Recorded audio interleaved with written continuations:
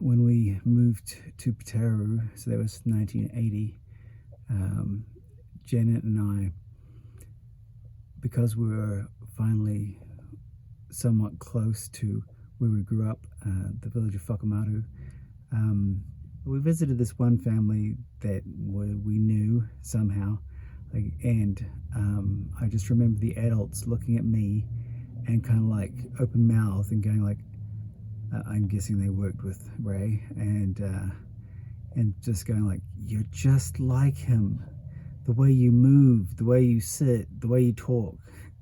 And so that obviously stayed with me.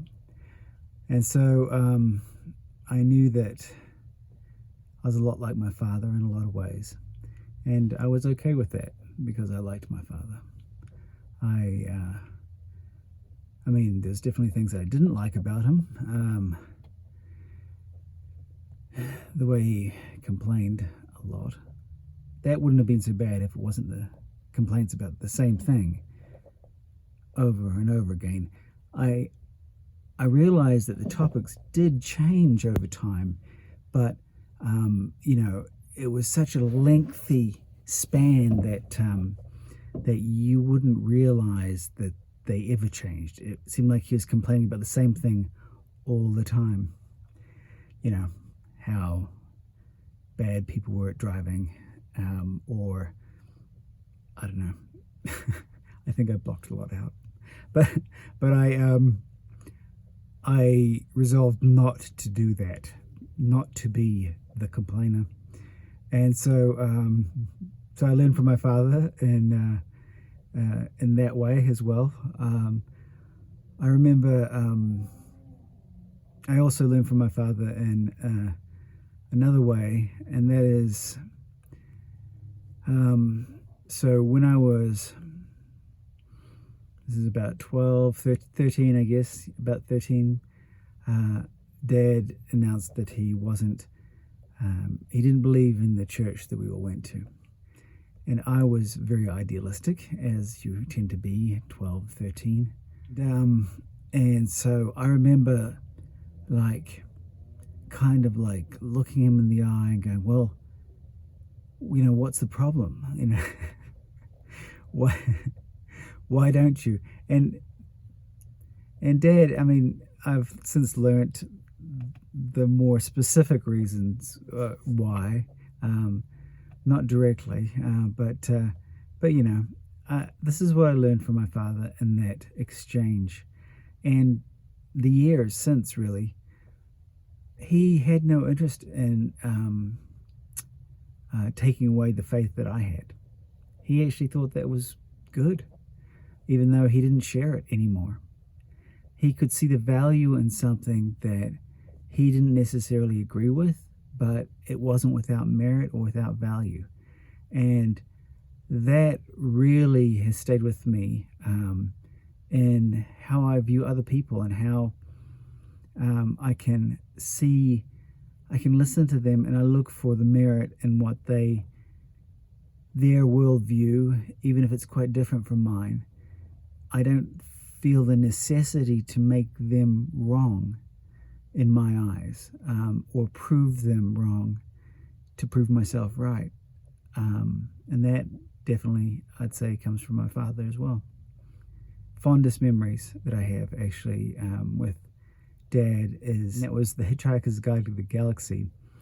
It was first a radio show, BBC radio show, and it was a weekly show, and it was on Sundays. And I remember, again, this is the Stratford time period, when it was broadcast was directly after church. Now, right after church, we'd come out and I'd sit in the car with him and we'd tune in the radio. It sounds like from like the 1950s rather than the late 1970s. But we'd tune the car radio to this show, The Hitchhiker's Guide to the Galaxy, and we'd both sit there like listening closely because sometimes it was static. I think it was AM radio, and in the car. And week after week, we both really looked forward to it, and we both laughed and laughed and laughed. And so I say I inherited my sense of humor from my father as well. One of the times in my life that I was most anxious was